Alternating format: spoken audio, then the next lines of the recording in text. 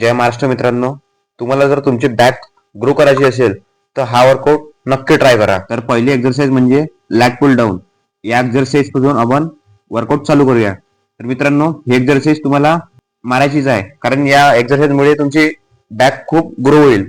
या एक्सरसाइजचे तुम्हाला 3 sets 12 repetition काढायचे आहे. त्यानंतर सेकंड एक्सरसाइज क्लोज ग्रिप पुल डाऊन. या एक्सरसाइजने तुमची लोअर बॅक मसल चांगली ट्रेन होते.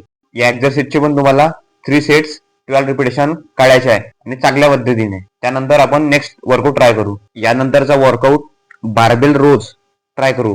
तर सगळ्यात आधी आपण वेट लावून घेतलं आणि त्यानंतर वर्कआउट करायला सुरुवात केली. या एक्सरसाइज मध्ये तुम्हाला रॉड अप डाऊन करायचा आहे आणि चांगल्या पद्धतीने. आणि या एक्सरसाइजचे पण तुम्हाला 3 सेट्स 15 रिपिटेशन काढायचे आहे. या एक्सरसाइज मध्ये आपण 15 केजी वेट घेतलं होतं. यानंतर पुढच्या सेट मध्ये आपण अजून वेट वाढून घेतलं, म्हणजे 5 केजी प्लस. या सेट मधलं टोटल वेट 20 केजी.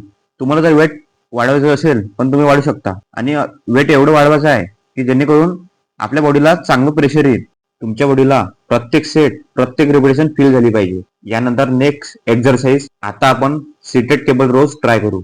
सगळ्यात आधी आपण वेट लावून घेतलं आणि जशा प्रकारे मी सेटअप लावलेला आहे तशा प्रकारे तुम्हाला बेंच सगळं लावायचं आहे आणि त्यानंतर आपलं वर्कआउट परफॉर्म करायचं आहे. या एक्सरसाइज मारल्याने तुमची मिडल बॅक ग्रो होते. आपल्या प्रत्येक सेट मध्ये तुम्हाला सेट्स आणि रिपिटेशन वाढवायचे आहे.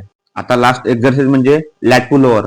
या एक्सरसाइज मध्ये तुम्हाला लॉंग रॉड लावून एक्सरसाइज परफॉर्म करायची आहे. या सेट मध्ये तुम्हाला रॉड वरतून खाली आणायचं आहे. या सेटने तुमची बॅकची साईज मोठी दिसते. लास्ट एक्सरसाइज म्हणजे क्लोज ग्रिप पुल डाऊन.